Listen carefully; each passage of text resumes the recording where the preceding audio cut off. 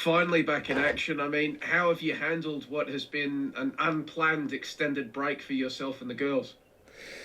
Yeah, look, I think it's it was difficult. Definitely trying to prepare for Brisbane earlier last week, sort of knowing that the game was most probably going to be cancelled or postponed because of the weather and what was forecasted. But we still needed to prepare for it.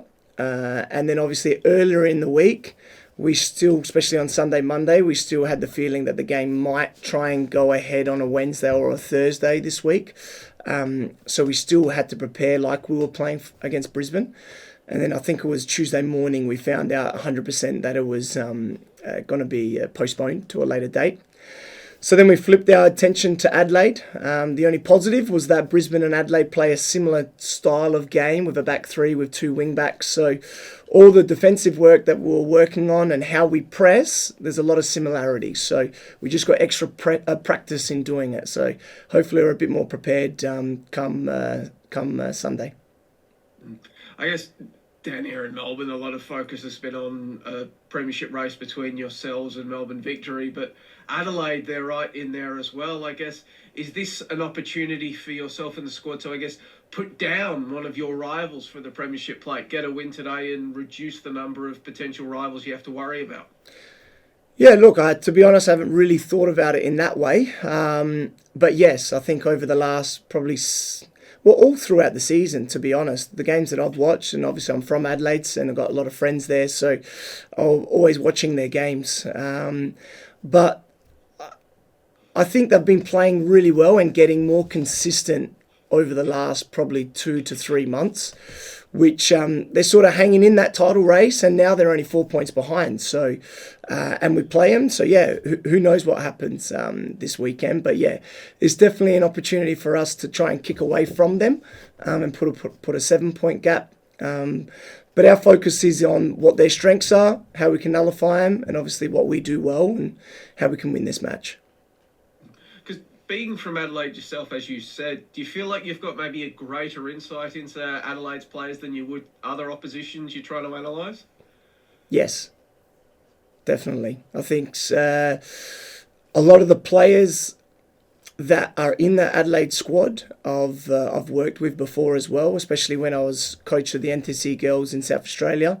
Even though it was 6, 7, maybe 8 years ago now, I was working with those players as 16, 17-year-olds. And I had a little stint as an assistant coach with Adelaide United women as well. So a lot of those girls I coached in that era. So yeah, I have a bit more detail in how they play.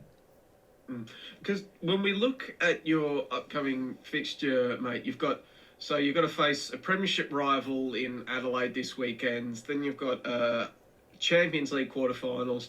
Then you have to fly on a short turnaround to face Brisbane Roar, and then you have to fly to Wellington to face a Phoenix side trying to play finals. I guess if you are to win the Premier's plate, you're really going to earn it across this next month, aren't you? Yeah, look, when you put it like that, yes, it is a tougher situation than obviously if we had played the game in Brisbane, but we can't control the uncontrollables. So for me, I never worry about, this and that. I'm just focused on what's coming up, what's next, how we're going to prepare both mentally and physically for the games that are coming. We are very much in a really good space. We're only getting better and we're getting more consistent in especially the little details that we've been working on. Our squad of 23 players is fully fit, so it gives me a lot of headaches on even choosing a bench. But we're in a really good space. So yes, there's a tough few weeks coming up for us, but anytime you win silverware, you're going to have to do it. You have to earn it. So every point is earned, and it starts this weekend. Because you mentioned that 23-player squad, do you envision pretty much having to tap into almost every member of that squad over that run? Look, depending on what comes about, but at the moment there's probably around that 17, 18 players that we've been sort of leaning on just because of performance. But definitely having a full squad definitely helps, because so far this season we've been the medical staff and the S&C staff have done an amazing job to keep all our players fit, and when players have had niggles, their return to play has been very successful. So may that continue, and may the training competition continue as well. Because on Adelaide, you talked about the form that they're going through, but is there anything in particular that they've been doing well over the past few weeks that you feel you'll really need to shut down? I think their high pressure, man on man type aggression is something that's been really impressing me. I think they're very good at winning their defensive duels.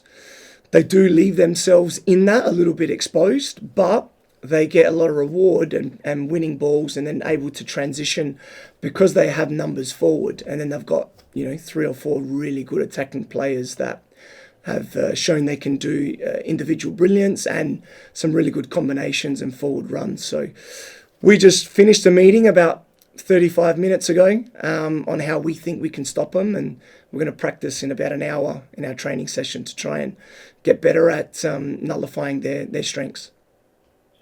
And also, just ask as well, like you mentioned the work that the medical team is doing, but everyone's fit for this game tomorrow. Like obviously Holly couldn't turn around after the international break against Canberra, but everybody's fit and available for selection? Correct, yes. Okay. And does Holly come back into the side? Yes. Okay, awesome. And just yourself, mate, you've talked about the little things that you're working on, the little 1%ers you're increasing. Anything in particular that you'll be looking to or you feel need to accomplish against the Reds? More so when I talk about the little things is not in particular trying to win the next match. I think we have built over the last 5-6 months being together all the basic foundation that we need to be competitive in each match and be very hard to break down, and how we break down opposition depending on what they give us.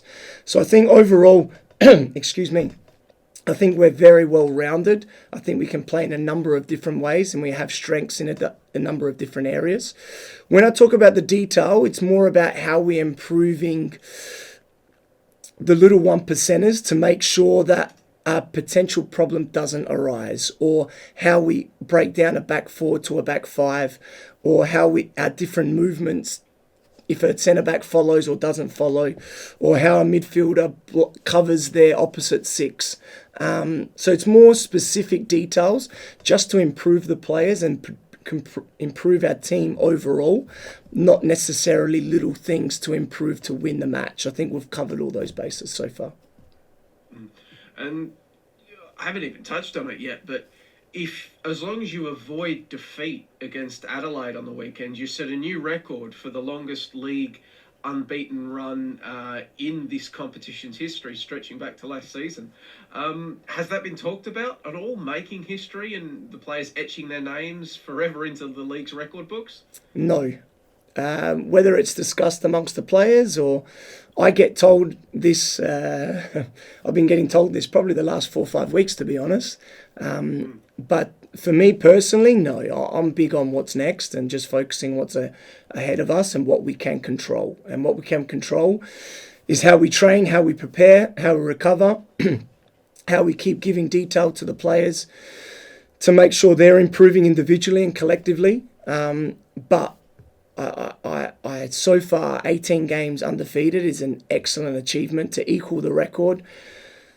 I'd be naive to say that I'm not proud of that. And to beat it this weekend, yes, would be a very proud moment. But something that I'm talking about, or as a extra motivator for the team, I don't use it in that way. No. Because the coaching thing is that you say you're proud of the players and you put the credit on them, but yourself, mate, this is your first year in the A-League Women, and you're potentially going to set a new record for the longest unbeaten run any club's had. It has to be a point of personal pride for you as well at some level. Look, I think you never really have time to think about this stuff, to be honest. I'm always thinking of how we can improve and what we can get better, but look, I am very happy and with my work, with the staff's work, how I've adapted again to the female game.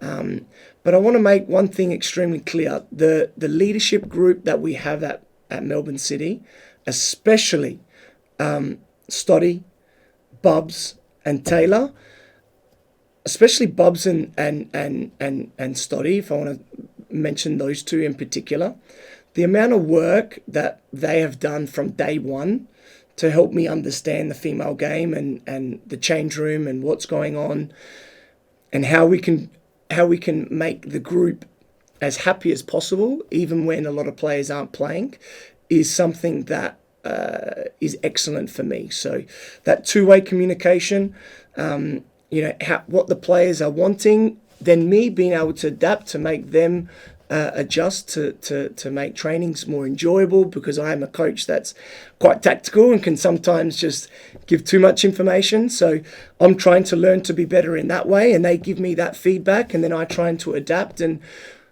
everything that happens in team sport is about a team.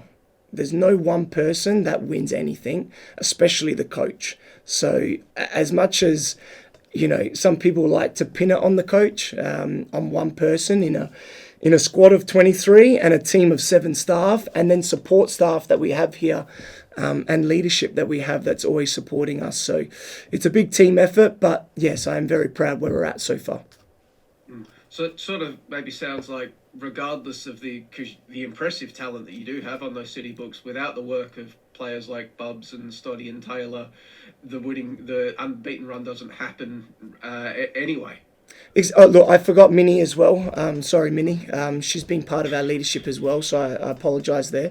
But and we have a number of leaders in our team. But the big point is that we have our goals from the beginning of the season. We have a very talented squad, but talent doesn't win you championships.